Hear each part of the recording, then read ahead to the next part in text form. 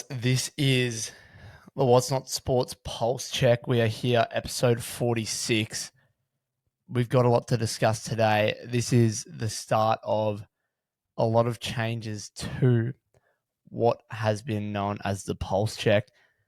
We're going to make this a lot more structured, have more guests on for different opinions on what's going on in current sporting in the world this week. And yeah, we've got 5 segments this week. Let's run through them. We got the league loop. It's what's going on in rugby league. So we'll talk that first. We then also have the union scope. This week, the union scope, it's obviously rugby union. It gets a little bit tied in with the league loop. A little tease on that. We talk a bit of R360. Then after that, we have the oval call. And the oval call is AFL. Our little look at AFL for what's happening in the realm and news of that. Our next segment will be Don't Get Bowled, from what it's called. I'm guessing you guys can tell that it is about bowl. No, I'm joking. It's cricket. And then after that, we finish off with some clubby chatter, which is surf sports and what's going on in the clubby world with up-and-coming carnivals. So we're going to dive into the league loop. I've already recorded that segment, so I'm going to play that for you guys now. But before I go into that, a little extra news that wasn't out until today after the recording, especially for Raiders fans. This is huge. Dane Laurie is headed to the Raiders. Not just that, but for 2027, the Raiders have signed Kobe Black. So huge prospects for the Raiders. So let's dive in. I'm joined in the league loop by my good friend Rocco to talk all things rugby, as well as the union scope, and even have a little bit of chatter of the oval call. So please, guys, enjoy. If you're only here for that rugby section, jump on. After that, we'll talk AFL, the oval call, Don't Get Bowled, our cricket segment, and then we'll finish off with clubby chatter.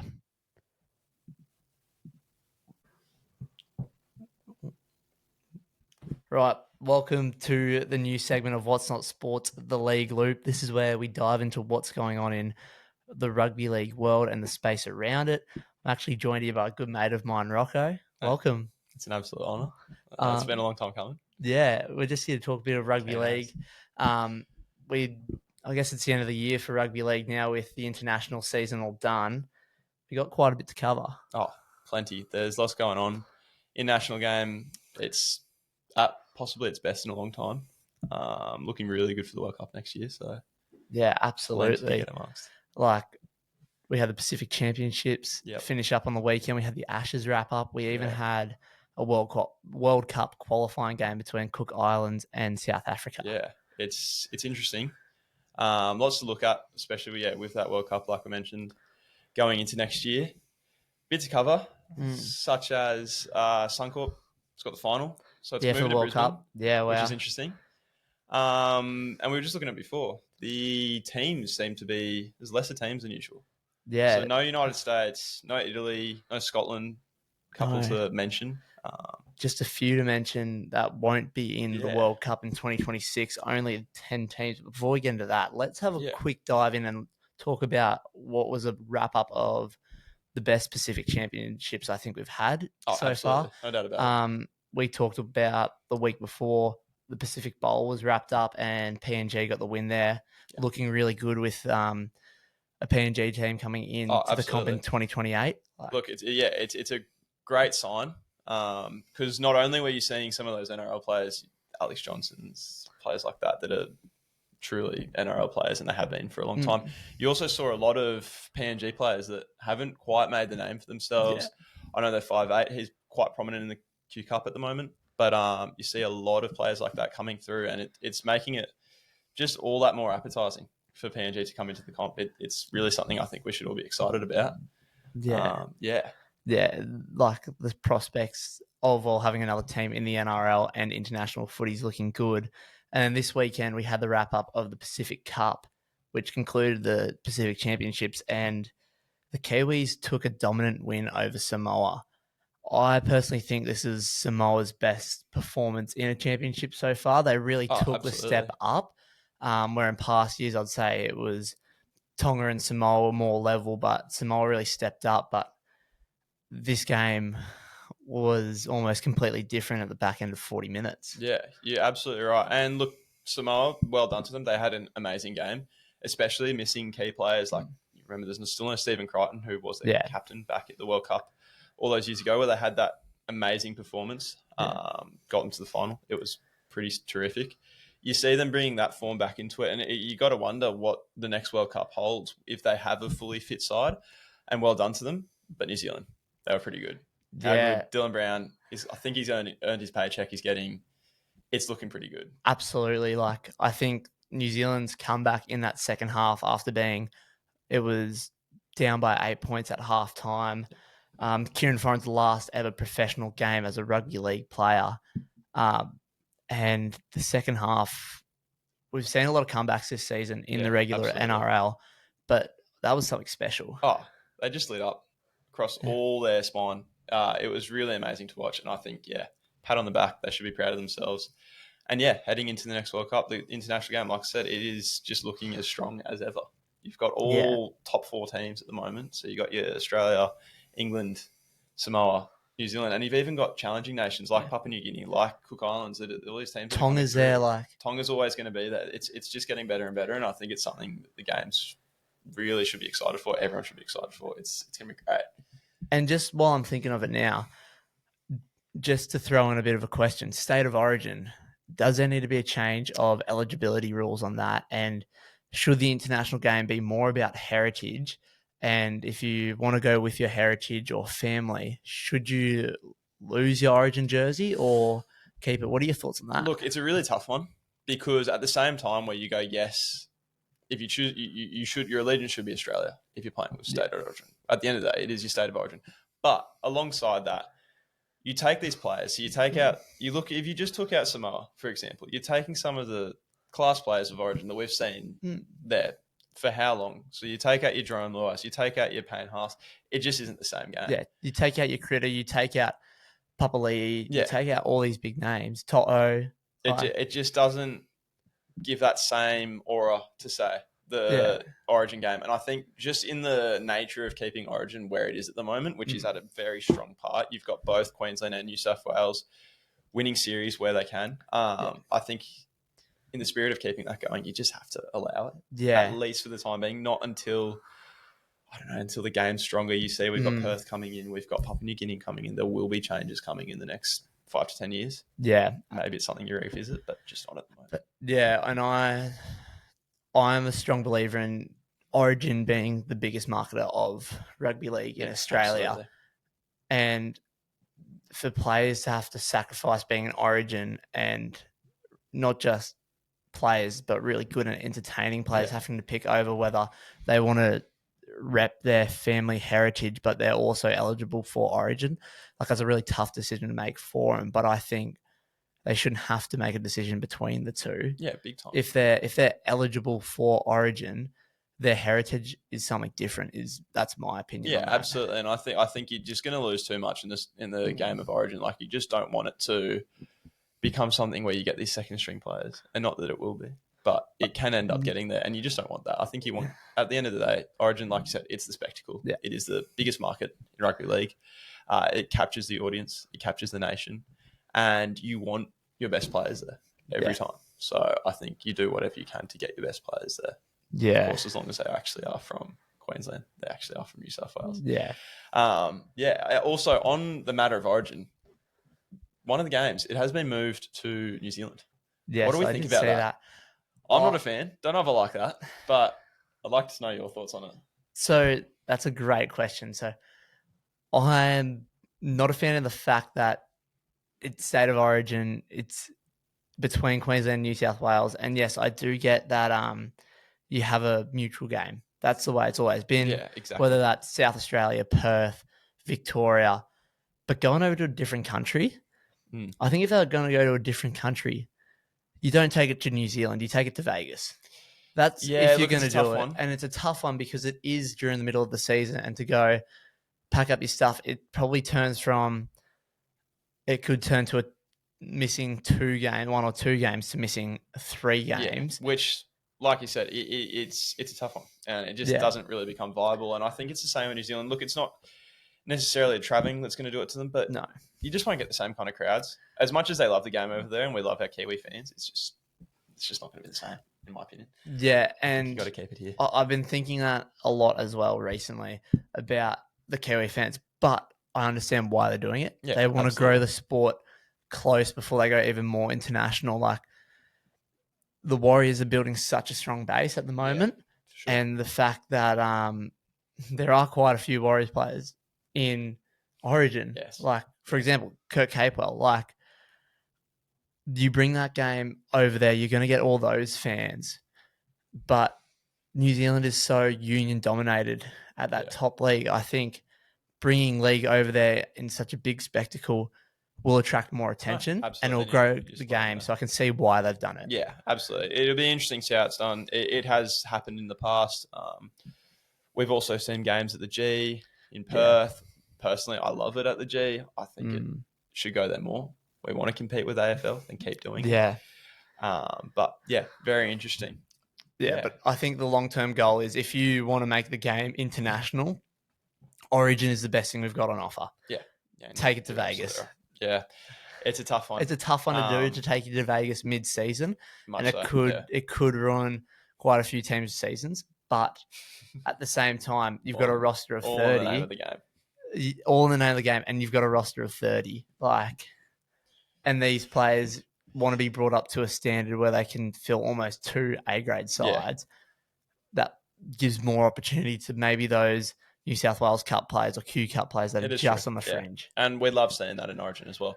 Just to backtrack for a second on the topic of Vegas as well, we have seen Big Peter, Big Volandis. He has been talking about bringing the game even more international. And his talk of it international around sort of mimicking what the AFL does, just on a much, much bigger spectacle. I'm bringing it to Hong Kong. They're talking about London, Vegas as well. France. Hawaii. I don't know if we're ready for it. I think we've got to get Papua New Guinea in there first. I think we've got to get Perth in there first, but I'd love to know what you think. So 2027, we talked about this a week or two ago on the pod. I think it could be the greatest move depending on what World Cup is. Yeah, absolutely. And I think that'll be a great tester for... And especially also what Vegas round 1 will look like next year. Yeah. Those are the 2 markers because we know each year Vegas has gotten better. It was better this year. I don't know how it'll go next year. I think you'll see more English fans. That seemed to ramp up last year. Maybe less Aussie fans purely because they are smaller market teams that we're getting. So your big teams are sort of come and gone. Because you look at the fan bases that have already been there. Yeah. Broncos, Roosters. Yeah, you got your South. Some of the biggest fans. Raiders. You've had Penrith. Those fan bases, Cronulla, the Warriors, they're all huge fan bases that attract a lot of fans. Like North Queensland, the Cowboys, not as big. It's not going to be as big as Newcastle. Not as big, in all honesty. It'll come down to a lot. A lot of it will be to do marketing. I mean, I'm sure it sort of has had a couple of years where it can get to the point where people know it's a good thing to go to. But I think, especially coming off the Ashes, you'll just see a lot more English fans, and it'll be good for the gamers. Overall, we know it's always been pretty good. So it'll be interesting. Very much so looking forward to it. But the whole thing with this international launch to the season, it's almost like 18 hours straight of footy on one day for the viewers in Australia. How good would it be? How could it? It sounds like we're dreaming. Yeah. Starts at 6 a.m. and doesn't finish till 12 a.m. that night. And at the same time, you say that it'd be great for the viewers in Australia, but how good would it be to go watch your team play in London? Awesome there is absolutely a market to it, and I think it'll be very interesting. And we love to see what Big Peter's got. Yeah, exactly. In the name of rugby league. Now, we just talked a little bit. You mentioned the Ashes. Let's jump over to the other side of the world. Yes. There was a whitewash. Australia absolutely clean swept the English over at their own home. First time the Ashes has happened since 2003. Yeah. Look, the Australian team, yes, they won every game, and They did convincingly. They did do it convincingly, but but first half, it was just the first half of each game was so close. It was the fact that I think it was off individual performance and the fact that absolutely. um it shows how elite NRL is compared to the Super League, Mhm. that their fitness and their determination is what I guess broke open Yeah. the game. Australia just didn't gel as well as what I thought. No, so I think on that note, you got to look at Australia, and well, yes, they didn't gel very well. I think a lot of it came down to the halves. Cleary and Munster just didn't seem to quite go together. Yeah. Don't know what it was. Might have been the sides of the field that they were playing on. I just don't quite know. But it was interesting. I think there were just some players missing across the park as well, both from Mark injuries Namo- and also like, on the park on at the the field, time. like I reckon Mark Nawaqanitawase, who has been one of the best players all season, Yeah, absolutely, no doubt about it. he just wasn't there. Yeah, it was interesting. I think a lot of it, I do feel for him because a lot of the time the ball just didn't get in his hands. Yeah, I think the first match, if you watched it, he probably touched it. You could count it on one hand, really. And you do wonder, like players like that. So you look at that season that Alex Johnson had, where he scored, I think it was 30 tries. He got the Ken Irvine medal. Like the same thing that Mark's done this season. You wonder sometimes it just doesn't translate from the club game over to the international game or over to representative football. Yeah, And you do feel for him because he just didn't get the ball. But yeah, definitely could have been better. There were some players that I wish got a bit more time on the field as well. Keon Clonmactongi's didn't get on much, and even more so, would have liked to see some different halves pairings on that note with Cleary and Munster. Young Ethan Strange, he was waiting in the wings, he was begging for it, but he just couldn't get on.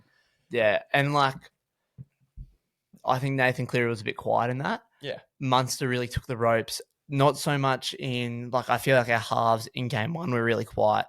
Game 2 and game 3, Munster really took the ropes there, absolutely, and him obviously getting man of the series showed that. Yeah, I think our forwards were the best. no doubt. I think our best players were Angus Crichton, Hudson Young, and then Reece Walsh on top of that. Consistently, and Munster, obviously. Those four were the most consistent. You're right, especially as a Raiders fan, I would have loved to have Ethan Strange. I think if we wanted a better halves pairing, you go with the Queensland halves. Yeah. Like the way that Dearden and Munster, they just flow so well together. And that's no disrespect to Cleary. No, not at all. But it's just like Lua wasn't there. Like his old halves pairing isn't there, not in the Australian squad. I would have liked to see I would have actually liked to see a young halves pairing as well. Yeah. Dearden's not so young anymore, but Strange and Dearden. Oh, it would have been very interesting. If you put them in game 3, they're both Dearden can kick, but he's also running a running half. So is Ethan Strange. They both can kick when they want to, but it would have just been really interesting how definitely. Two running halves could pair together. Yeah, it does seem like Kevy certainly played it very, very conservative and very conservative. Which I mean, you just want to get the job done, and that's what they did. I think you will see in the future, especially come World Cup. I know last World Cup we had a lot of debuts come in against those lower tier nations. Like you got your Campbell Grahams, players like that that just sort of got to slip in there, and it did work well. So I think you'll see that in the future. But it is good to see the international game just getting somewhat of a focus because we haven't had it recently since COVID has died off, and I think off the back of that last World Cup, it's and I'm just so excited for it. And look, I don't think we see much change in this Kangaroo side from my perspective, unless there's allegiances like going to heritage, like Tino has been happening. Tino might go, like that. We all already know Hammer's gone. We saw it with Payne Haas. You will see. I mean, with saying that though, there will be players that also come. So you're missing your Latrell Mitchell at the moment. You're missing quite a few players to injury, whether it be or choosing not to play as well. And then with that, with players going, there's always players coming. So you lost Payne Haas, you got Colomatangi, who's a great swap out for him. So there's just plenty movement happening. And you will see a lot more movement happening in the future, especially off of the back of how well Samoa went, how well like Tonga's always building. There will be a lot of opportunity out there, even for some younger players. So it will be very interesting to see what happens in the future. Shifting over though into the other world game, rugby union. What needs to be done? What's going on? Look, it's a bit of the union scope here. They were defeated by Italy. Yes. And in the last for month... a second, can I just say bravo, Italy? Yeah, bravo, They were very Italy. good. Across the field, they looked great. Far better than the Wallabies. They were just a polished team. Yeah. But what needs to change with the Wallabies? Because in the last month, they nearly lost to Japan. Like, they only narrowly won against Japan. Yeah. Like, there was doubts in my mind that Japan were going to win that game. We lost to England, and now we've lost to Italy. We play Ireland this weekend, who are one of the best teams in the world. And then we go and play France the week after that. Yep. It's not looking good. It's giving me very much so flashbacks to Eddie Jones rugby, which is just never something you want to see. No. What's happening, I don't know. They need to bring back some of their players. So you've got Lenny Katau, arguably one of the best players in the world at the moment, just sitting there. Yeah. Don't know what's going on with that. I think their half pairing is a little bit interesting at the moment. Yeah. You've seen, I think there's been something like 6 different fly halves at the moment. And like Carter Gordon, he came back, first game back in rugby union since he moved to league, played great. Defensively, could have been better. I think you need just to get some experience in there. James O'Connor, players like that just really need to bolster the side, bring it back to what it was. We had that amazing Lions tour. I'm just not happy with it. I just hope it gets better. Yeah, and look, could this be, I guess, a bit of an embarrassing European tour? Oh, absolutely. And it could come back and we go to the drawing board, and I guess with the Rugby Union World Cup in 27 in Australia, do we see some big changes after this tour, especially knowing the fact that a lot of players are going back to union? Like, we just seen Carter Gordon go back. We know Marky Mark will be back. Mark Nwanganita-Wase, he's going to be back and that's at the end of 2026. So what? He's going to go play for the Kangaroos and win a World Cup in league, and then the next year he's going to try and win it with the Wallabies. That'll be interesting as well. And going back to how we were talking about Rugby 360, it is interesting how these players get to move to and fro, but Rugby 360. Yeah.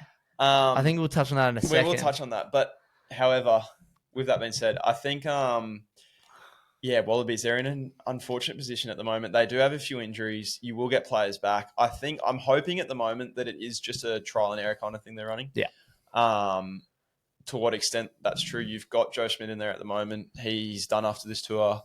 Liz Kiss will be coming in, the former Reds coach. I'm hoping they're in communication and this is a planned thing that they're trying and airing. Yeah. You're missing Tom Wright at the fullback, who has been stellar for us up until his ACL injury. It'll be interesting to see what happens. But, floating back over to Rugby 360. Yeah, but just before, there were a lot of talks about Nathan Cleary going to union potentially. There always is. There always is.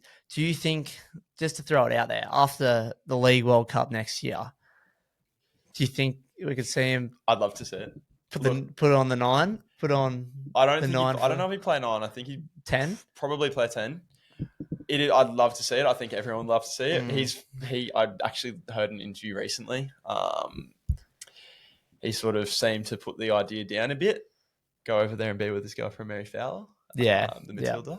But it will be interesting to see what happens in that space. Yeah. I think he will always shut it down, but it is a very much possibility that it could happen in the future. And now to swing it and bring it to Rugby 360, R360, the breakaway rebel comp that is a union, and it'll have a mixture of, from what I understand, sevens and traditional rugby. Yes, it does seem that way. So it's going to be more of an international competition where it is sort of that, I want to say, that Saudi Arabian style, that live golf style. So you see it with the Saudis in the soccer. You see it with live golf recently. That's actually become ultra successful, both in their own respects. It'll be interesting. And I just want to point out, PSA was PSA Golf were against it completely. Yeah, PGA were very much so against it. Oh, sorry, PGA, not PSA. Right. They were very much against it completely. You look at it now, they're both still thriving in their own respects. So maybe there is a world where it can all be fine. I don't know if that's the world we're in at the moment. Peter V'landys handing down that 10-year ban for any player that decides to go there. So you're looking at potentially never seeing Ryan Pappenhausen play rugby again. Well, rugby league, I should say. It was really interesting. I just read an article last night done by Fox Sports. The fact that he's been given an early release and is no longer tied to the NRL. That is very true. Removes him as an NRL player. Yeah, that is interesting. Yeah. And that if he could goes be with a little another loophole. agent, Yeah, that's a bit of a loophole. There's a lot of talks Payne Haas. I hope not. Like, you hope not as a New South Wales fan. I hope not as just a rugby league fan, Yeah, because he is just potentially the best forward we've ever seen in the game. it's not doubt about it at this point. Like, Yeah, there's no absolutely. And look, he's worth a lot of money. He yeah, could be worth more than he's on now. I'm not sure of his contract right now. I know it's up there, but yeah, it honestly, it will come down to, I think, seeing interviews with him, seeing him speak. He seems to be a very family-oriented man. He just wants the best for himself, his family. At the end of the day, if the checkbook comes waving in your face, you're just going to have to take it. And I think you're going to see that with a lot of players. Funnily enough, though, younger players you'd think might be the target. Jai Gray, one of the premier prospects of our competition at the moment, already confirmed to have turned down the competition after news was spreading that he was more than likely gone. So yeah.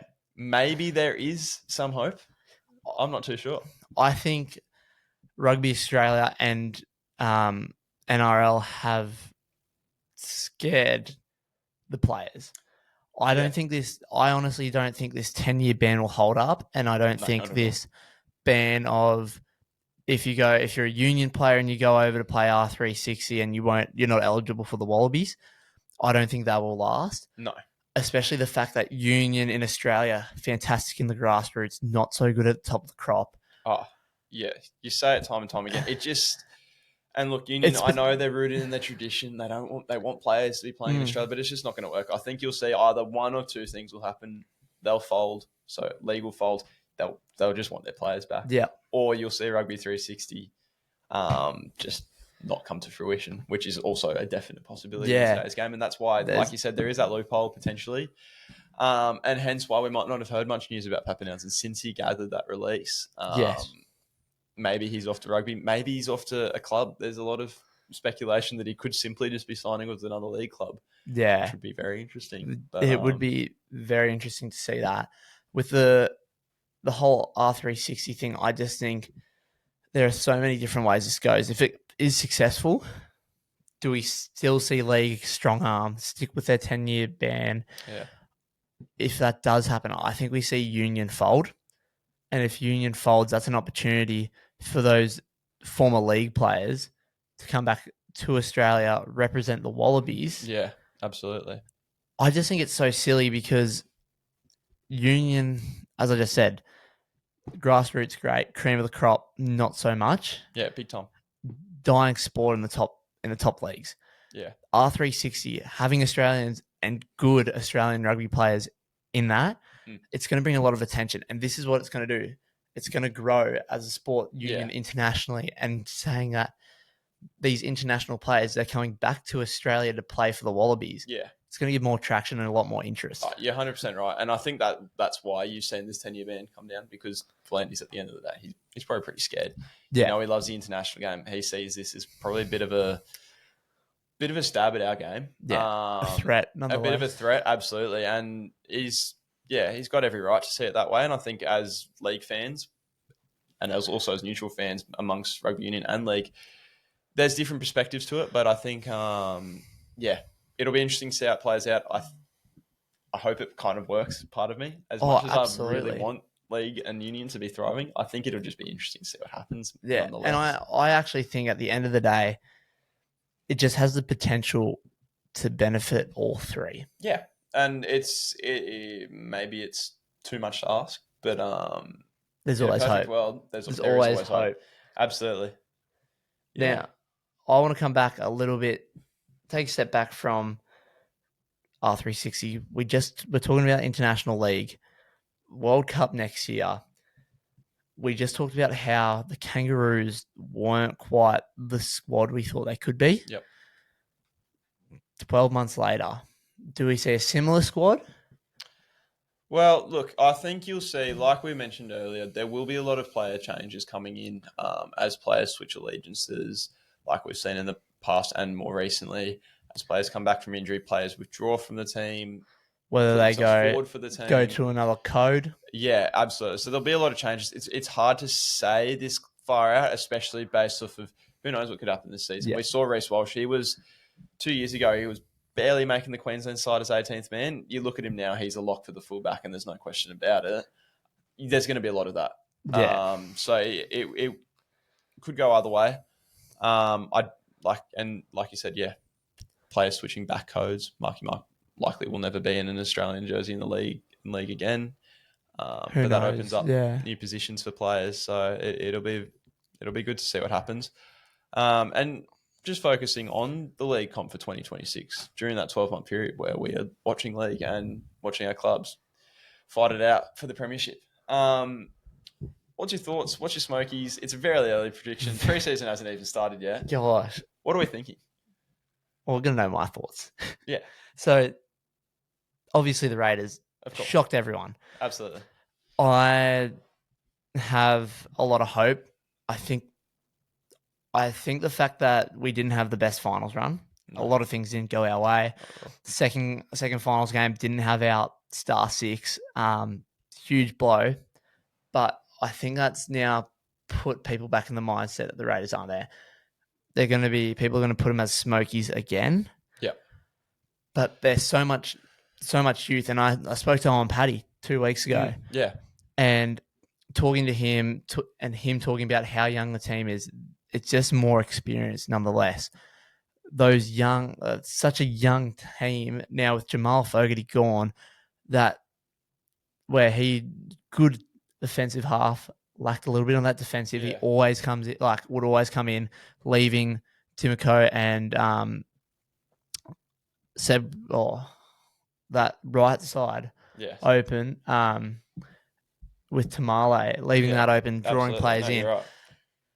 Ethan Sanders could be a better defensive half. It brings down the average age of the Raiders to like 23 or something. Look, I think as a neutral fan, I think you should be as excited as a Raiders fan. I know I personally would be. You did see they just recently turned down Savala from the Roosters to join them on a loan. I saw that recently got rejected. So you got to wonder what's going on there. Obviously, that Ricky's pretty happy with the situation he's got. I think as much as there's a lot to be excited for, like you said, average age 23, you got another 10 years at this team if you really want it. Yeah, exactly. A lot to be excited for, but I do think there will be some high expectations for the Raiders. And you'll see a bit of a do or die because at the end of the day, with Ricky in the place that he is at the moment, since he's coached the Raiders, hasn't done actually a lot on paper. Of course, he is one of the great coaches of our game. He won Coach of the Year this year. Yeah. But I think it will start to, you feel the pressure sort of starting to boil on him if something doesn't come to fruition this year. But with that being said, lots to be excited for. Yes. Yeah. And I think, I agree in what you're saying. Hasn't won a premiership. No. Made a lot of finals, but I think it's just been the culture at the Raiders. Yeah. The whole faders mentality. It's actually flipped on its head this year. Has, absolutely. I'm going to throw this out here.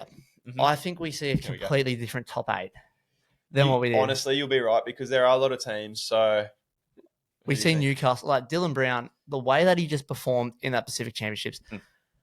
Kalen Ponga, if he actually comes back and stays injury-free and plays the footy that we all know he's capable of, the Knights could actually be such a threatening team. Oh, you're absolutely right. You saw a couple of years back they made that push for the 8. They have it in them. Everyone knows they've got it in them. It just comes down to a few key you got players. Bradman Best in those centers coming back. It comes down to a few key players. He's one of the scariest centers in the game. And I just see so many things could go right for Newcastle. I just don't know what it is. Is it the lifestyle of beach and... It's not that nice. Yeah. But no, I do get what you mean. Yeah, I mean, as you see Kalen Ponga start to get a bit more matured, a bit older, players like that, you got your Dylan Brown coming in. He's had his ups and downs in the past, but if he can just bring that form that he had for New Zealand over the weekend, you'll see players, yes, like you said, Brandon Best. It will just come down to, I think, the communication amongst the team. Yeah. Can the coach gather his playing group and get them really firing? Because if he can, anything can happen, really. And there'll be a lot of teams like that. Like there's a couple of teams, South Sydney. Yeah, and I was about to mention, you guys, at one stage in the season, you guys didn't even have an 18th man. That's how injured your team was, how beaten down. No injuries next season, fingers crossed. Oh, anything can happen. And it's exactly like you said, the top 8 could just be so different. Like South, for example, compared to last year, their team list, like just their spine to start off with. You got Jai Gray, Alex Johnson, Campbell Graham, Jack Wyden, all these just key players. Latrell Mitchell, Yeah. and then you add David Fafita into that mix. Oh add yeah. Colin Matangi into that Fafita mix. going. Like there's just so much Having happening Fafita's there. huge now. Yeah. Like, and There's so then much that could happen. To be honest, you go and you then also go on another flip side. A lot of change at the Titans. who knows? Matty Johns now. Yes, I love that. I love that. Look, he said himself he's not going to have much to do with the NRL side, but I think he might. I think you might as well. I think he might be downplaying it slightly. It'll be very and the interesting. rumours of is Bellamy done at Melbourne? He's bought a house at Coolangatta. There is a clause in what's his name? The Titans coach. Yeah, no, not anymore. No. Yes. Assistant Queensland coach. There is a clause that in his contract that's saying he will stand down to assistant coach if Craig Bellamy signs. Like, yeah, why is that a clause in a contract? Absolutely unheard of. Look, I read the other day Bellamy he wants to have some sort of director role in the future at the Storm. Might be a load of bullshit. Gold Coast is a lovely place. Spent lots of time there. Good for retirement. It would be a very nice place to go, and I think maybe he believes in what's going on at the Gold Coast. Obviously, it is pure speculation, but it'd be great to see something. There is so much talent there. Like, that's the thing. Oh, absolutely. There are so many young players that just love the lifestyle of the Gold Coast, which I think is a little bit of a downfall. I think with the right coaches, which Bellamy. Well, even without Bellamy, yeah, I think this coaching change. I think Des Hasler, like, I feel bad for the bloke going there and suffered a bit there. But in saying that, such an old head in coaching style hasn't adapted. Like, you look at your Ricky Stewart's, your Wayne Bennett's, and your Craig Bellamy's, Madge as well, have been able to adapt to the game. If there is any coach, again, pure speculation, if there is any coach that can handle players in that Gold Coast lifestyle, it will be Bellamy. You look what he's gone through. He's gone through that scandal with the cheating. He's gone through the whole Brandon Smith, Cam Munster, all of that with the these ones. Yeah, there's plenty that can happen. You never really know. Yeah, it would be very interesting. To see yeah, and I think in that field, obviously, foreign retiring. Yeah, you lose a lot of experience there, but Jaden Campbell, he could really step up here. Well, you saw towards that back end of the season as well. He just started to fire on all cylinders, and he's really stepping into his old man's boots there, and just lighting the park a lot. Like, it's pretty amazing to see.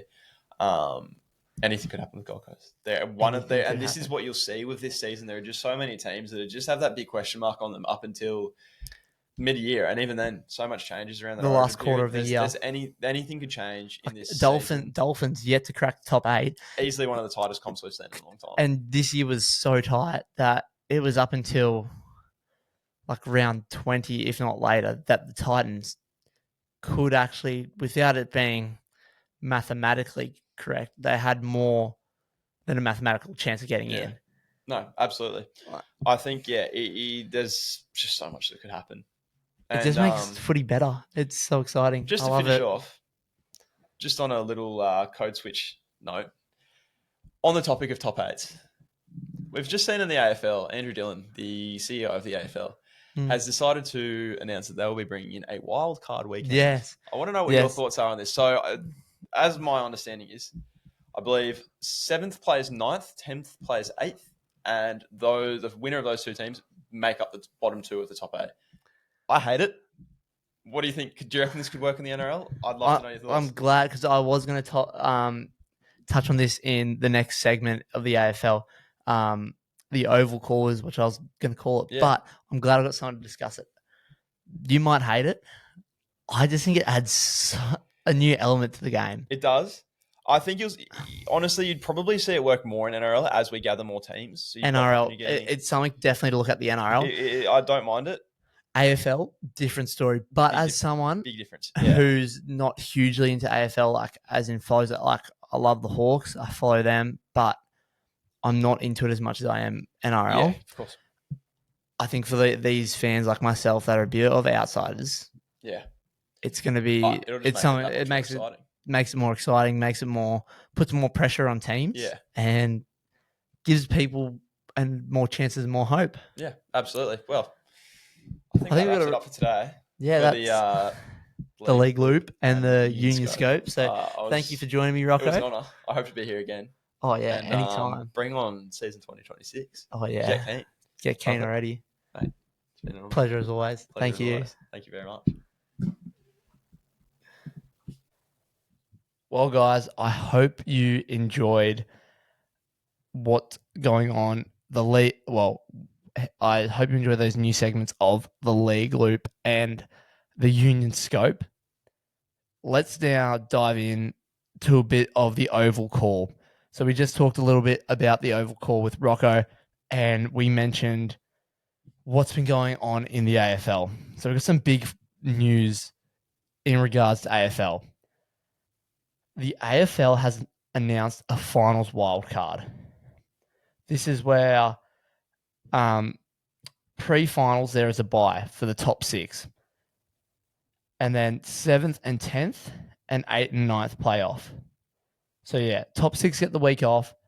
And then in that, obviously, the 2 teams that win, they go to finals. What's really, really interesting about this is that this wild card and knockout counts as a finals win.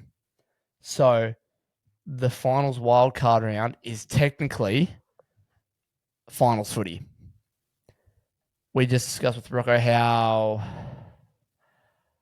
it's going to make it entertaining and a bit more interesting for viewers on the outside that aren't so into AFL, like myself. But for those hardcore fans, I can see why they don't like it. I think it's got its spaces. I see the reasoning. Potentially other codes of sport could look at doing this, but we will see what happens with that. Now, also in the AFLW, we've got finals coming up now, so stay tuned for that. We'll cover some finals next week. The AFL fixture for 2026 is set to be released this Thursday, and the opening round games have already been announced. So that's all I've got for the Oval Call this week. So that segment all wrapped up. So I hope you enjoyed the Oval Call this week. Let's move on to our next segment. And the next segment is the Don't Get Bold. So welcome to the cricket. In the cricketing world, the Big Bash League has started for the women's. We've seen some great games already. I haven't covered much on that. I'll cover more of that in depth. In less than a month now, we get the men's BBL and the Ashes. It starts in about 9 days. So this is all very exciting.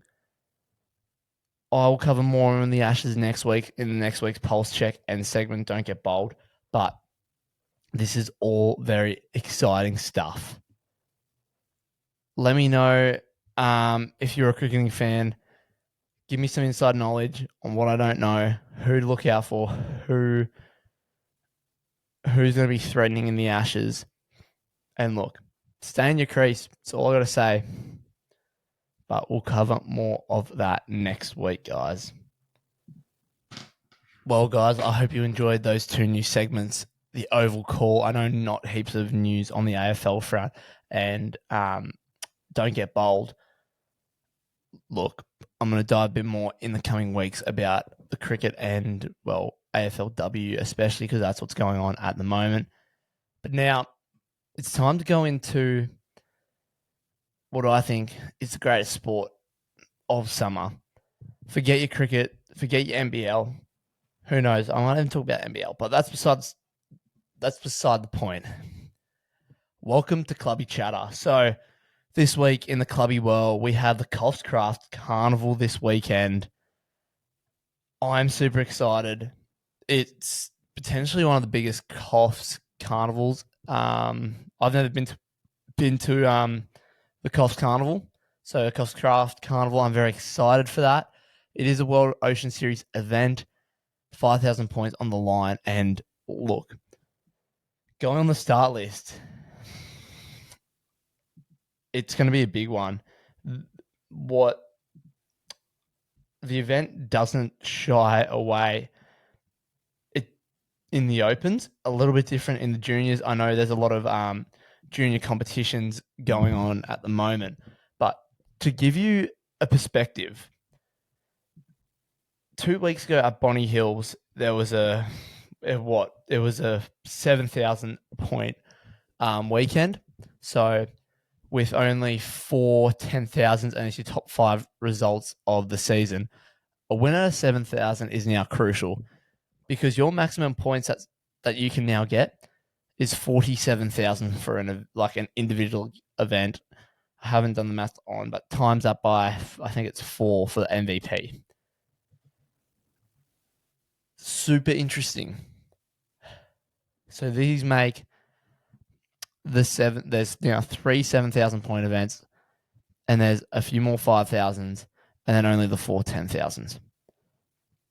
The 7,000 at Bonnie Hills, just so we can scope it, that had, for example, in the open iron women, there were 80 athletes registered.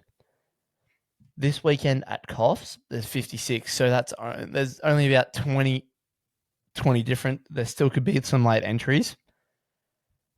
In the men's, there were 96 athletes in the men's iron. At COFs, there's 79, so only about 16 or 17 different. That is not a lot for a COFs being considered a small carnival, it being a 5,000. That's only one heat dropped. It's gonna make super tense racing. Like, another perspective, open male ski last week had at Bonnie Hills 106 athletes. There's 94 entered in COFs. That's only 11 athletes different, and more people might enter. So that's just to put it all into perspective, that this 5,000 points, people are going, these are crucial points now, especially that there aren't 5 10,000 events. So like a second out of 10,000 would be a bit better than, I think it would be around 8,600 points, if my memory serves me correct. But winning a 5,000 becomes so much more important because there's one less 10,000. It makes the points a bit more scarce, and I like that. I really like that. It makes these other somewhat small carnivals bigger and makes competition so much better and a lot more racing. So let's dive into that. We'll talk about individual events for the opens, like irons, board, swim, ski, and then the mixed taplin, top 3 in both men's and women's. So let's kick it off with the men's in the iron. So my podium, we got Connor Maggs. I'm keen to see him. I don't think we saw the best of him at Bonnie Hills. I'm keen to see what we're going to see of him under the mermaid cap. Second place, Benny Carberry. He definitely didn't have a carnival he won at Bonnie Hills, missing out on that iron final. He'll get a good result here, get that second place. But I think we see the Slim Reaper, Ethan Callahan, go for the win again here. So I think we see him go back-to-back in World Ocean Series races. It would be pretty cool to see.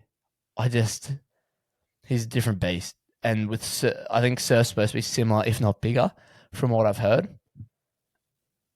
This podium could be completely wrong. Things get thrown up. Who knows? But that's my podium. In the women's, third place, I've got Katie Rees. We saw how good she was at Bonnie Hills. No doubt about that. Young gun, got a weapon of every leg.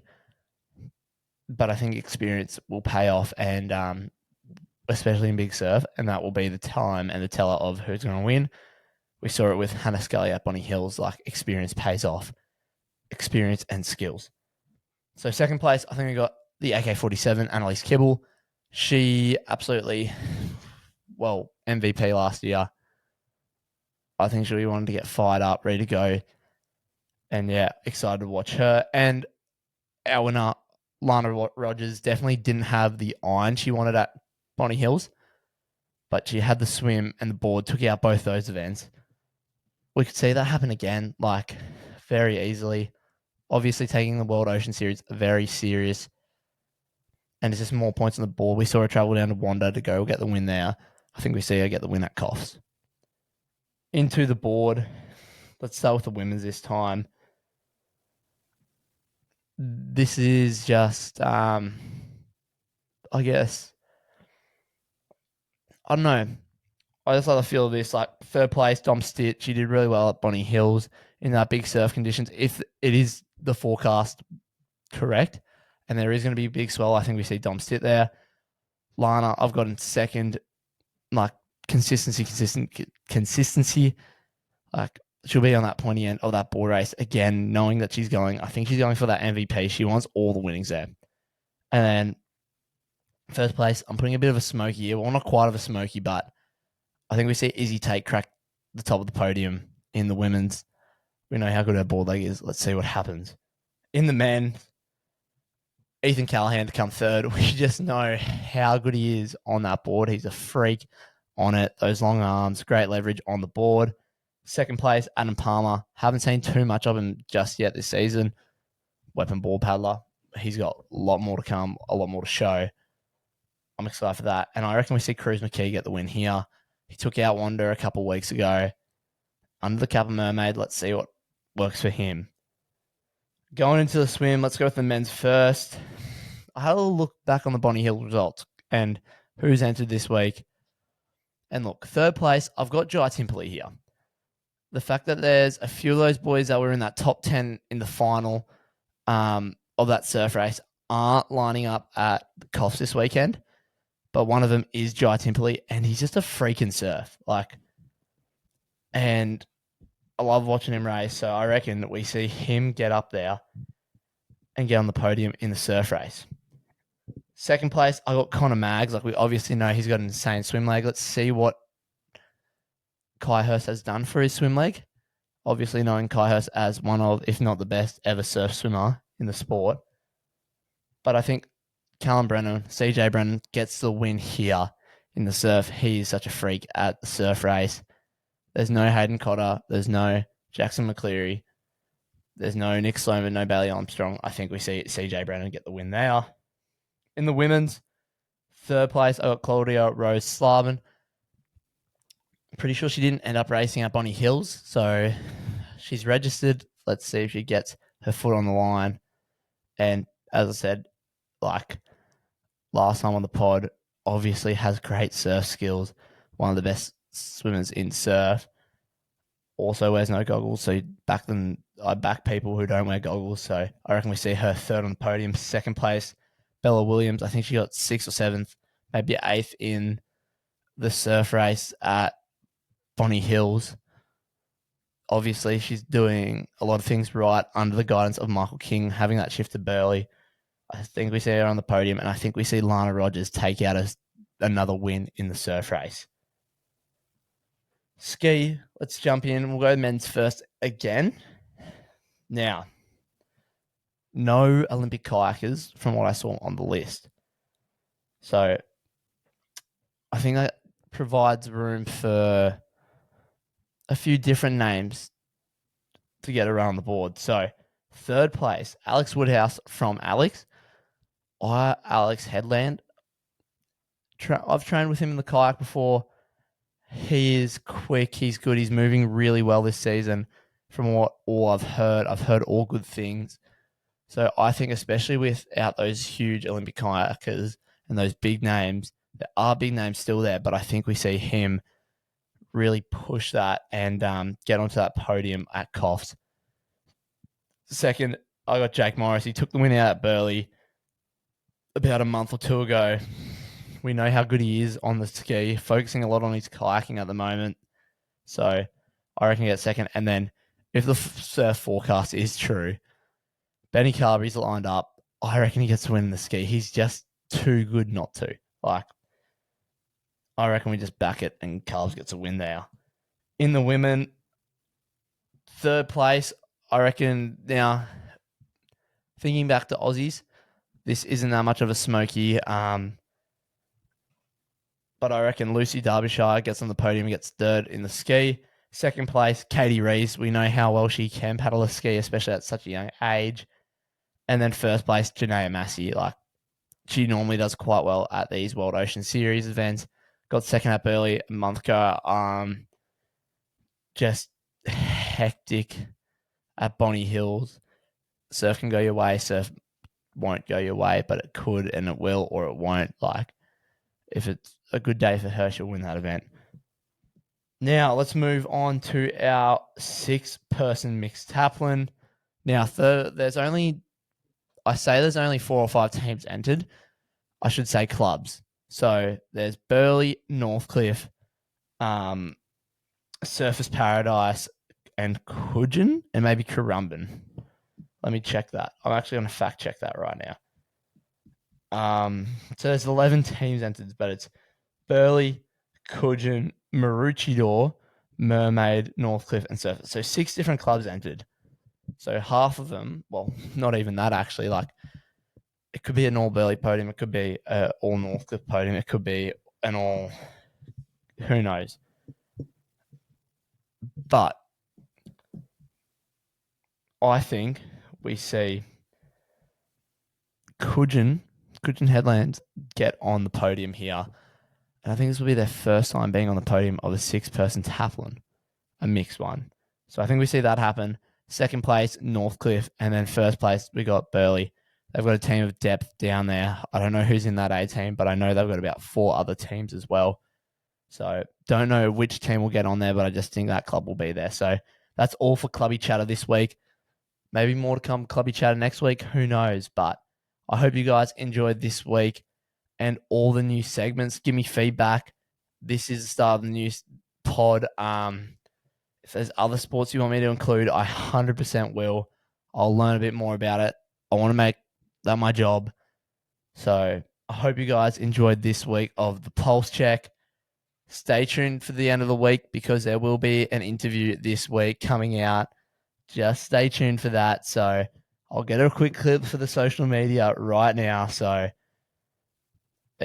I can do it if you're following on the socials. You know that I'm doing daily clips. So get the clip up there. Get this. Get the Riverside. Bang. Awesome, guys. Thank you very much for coming and listening to the pod. I'll see you all later in the week. And what's not sport? Best pod out there.